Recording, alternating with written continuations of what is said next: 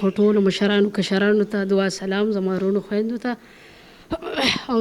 بیا د هغې نه پس چې نن زموږ لومبی شروعات د دې ماشوم نه دی د ډېر وخت نه به موږ وی د مدرسې سوچ زموږ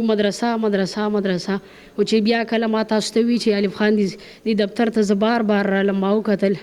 نو دا بې سرې ماشومان مې وکتل نو یاره د دوی هم دا مشوره وه زموږ هم چې په دې کې یو یتیمخانه کولی شي او د دې بې سرې ماشومانو داسې یو ځای جوړ شي چې هغه د مور او پلار هغه کمی محسوس نه کړي هغوی ته مکمل تربیت او د هغوی تعلیم روحاني صحیح تربیت سره وشي. نن دا ړومبی ماشوم دی دا څلور یو یې خور ده درې روریان دي دا پکې کشر دی نن دې دفتر ته رالو پلار راوسته هغه مور ده ظالمه مور ده چې دا داسې ماشوم چې د دې نه خو 15 منټه هم لکه مور او پلار د داسې ماشوم نه بغیر نشي تېرولی. ما دا فیصله کړې ده او بیا هم کوم زما دا ژوند دی زما دا ځواني ده همداسې بې اسرې ماشومانو ته ده او انشاءالله د مدرسې شروعات د دې ماشوم نه موږ کوو او هغه تاسو وختن په وختن به یې انشاءالله د دې به ښه تربیت انشاءالله د دې په تربیت کې به کمی نه راځي او نه به دا ماشومان داسې مخصوصي چې یاره زموږ مور نشته زموږ پلار نشته ځکه ما دا ځواني همدې ماشومانو له ورکړې ده انشاءالله دا به زموږ د دنیا او د آخرت ګټه جوړېږي انشاءالله. نن ورځ باندې ته څه وې نن د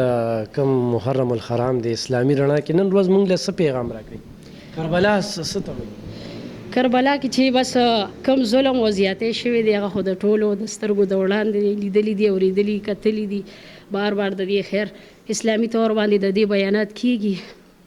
ظلم او زیاتې په هغه کې ډېر شوي دي داسې ورځ ده چې ډېر د خفګاني ورځ ده ډېره افسوسي ورځ ده نن او پرون چې کومه ورځ وه ډېر د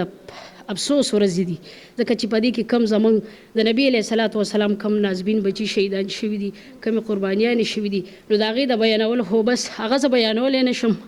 ډېر او بیا پکې داسې حدیثې هم راشي داسې ماشومان هم پکې راشي نو ډېر زیات د خفګان مقام دی خو زه ډېره خوشحاله یم ځکه چې پته نه لګېده چې دا ماشومان دا د چا لاس ته ورتله دا د موږ د بدو لاسو نه منې کړه او دا داسې لاس ته راله چې داسې به یو مور پلار هم د بچو تربیت ونکړي انشاءالله چې د دې وروڼه خویندې به څنګه تربیت کیږي او دې له به انشاءالله موږ د مور پلار مینه ورکوو انشاءالله.